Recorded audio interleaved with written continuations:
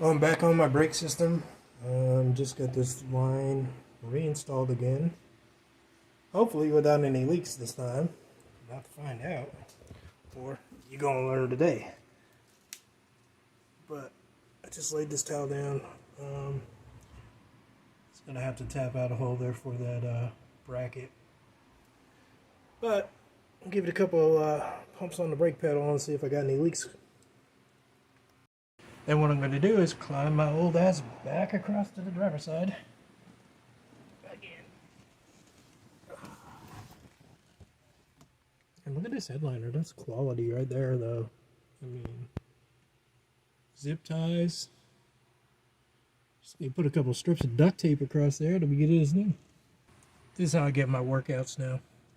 Just come in here and pump brake pedals for the 600th time. Alright, pump away. Just slowly down because you don't want brake fluid going everywhere.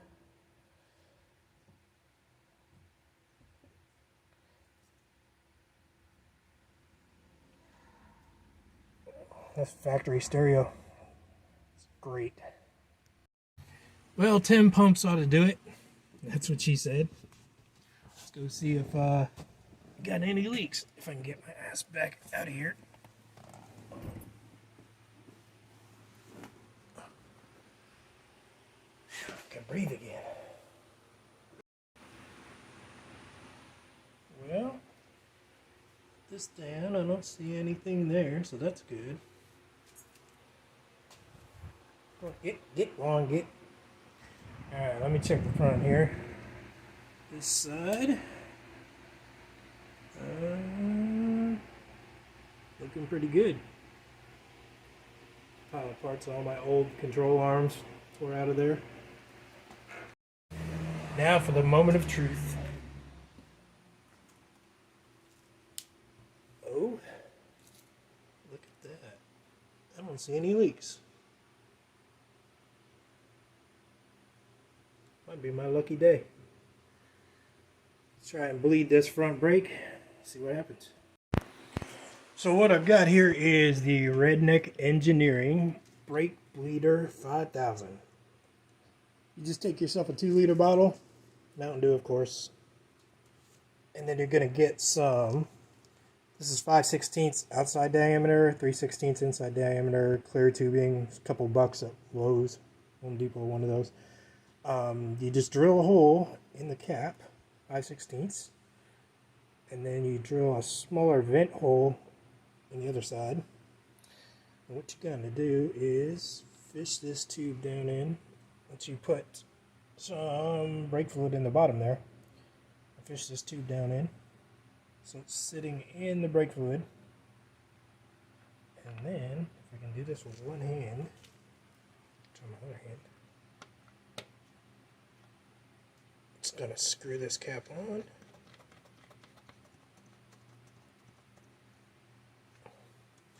And then you want to attach the other end of the hose to your brake bleeder.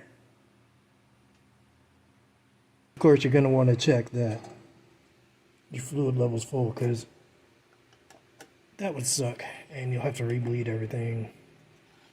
Don't let it run out. Alright, so I'll set that cap on there. So this being a one-man operation, what I like to do is set the camera up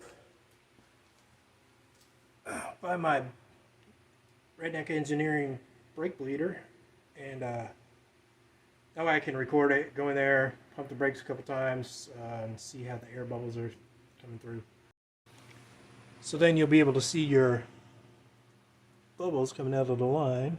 You can see a bunch of air bubbles in there, and then it'll get down into the fluid, the bubbles will leak out, but any vacuum from when you let the pedal back up, it'll just suck in brake fluid instead of air. Let's see, bubbling, and then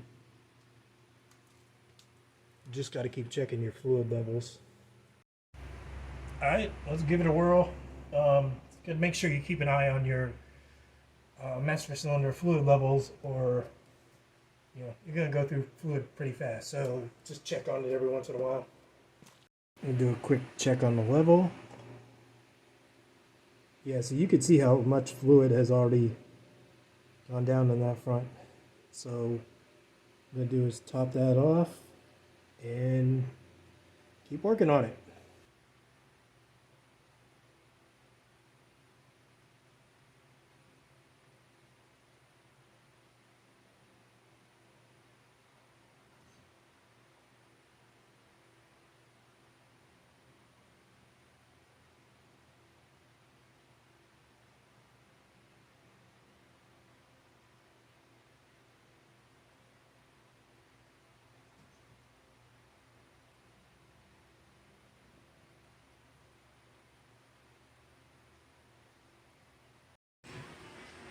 So I'm taking a break from the brakes. I'm going to give you a little quick rundown on how I acquired this fine piece of automotive history.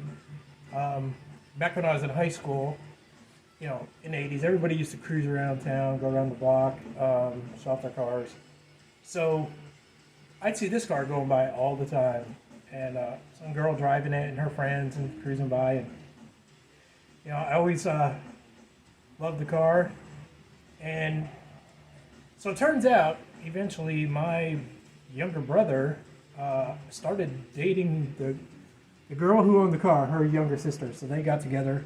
My brother ended up buying the car. He did a bunch of work to it. That's why this other motor is in here, because he had a built-up motor that basically ran 104 octane Cam2. I wouldn't want to be putting that in here right now. So he had the car for a couple years. He ended up selling it to my dad. My dad worked on it a bunch, swapped the motor out with this old motor from his plow truck.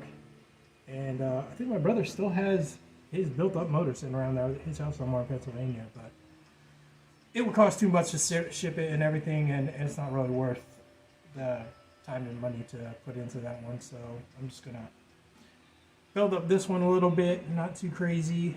Just a nice cruiser. I don't plan on racing it or anything, so I mean, I don't plan on it, but you know how that goes. Anyway, so yeah, that's how I ended up with this car. It's been in my family for probably 30 years now. So I've had the car for about 7 or 8 years now. I inherited it from my dad. He had it sent down to me basically when he was really sick and got cancer, and before he passed away. So it's got a lot of sentimental value to me. So I've been, it's been sitting around for 7, 8 years. I finally just started working on it maybe in the past year. I wasn't able to afford to really put anything into it before that. So now I got a little bit to put into it and build it up a little bit at a time, and we'll see how it goes. I still got a whole lot of air in this system since it's all new lines. Ton of air in there, so it's going to take a while to bleed all this out. But you get the idea. Just run that tubing in, and after you get all the bubbles out, just crack the bleeder closed again. Should be good. Let's see how it works. Oh, as Derek would say, I'll be dipped. I got some brake pressure. Sweet. Still got air in the line though, I can feel it, but we're getting there. Well, it's getting there, boys and girls. Just gotta keep bleeding, add more fluid, bleeding, to get all the air out of these lines. But the pedal's feeling better. Looks like my leaks are fixed up. I might have one in the back there. Really tiny, so still work on that a little bit. And hopefully, one of these days I'll get these brakes all worked out. Anyway, that's it for today.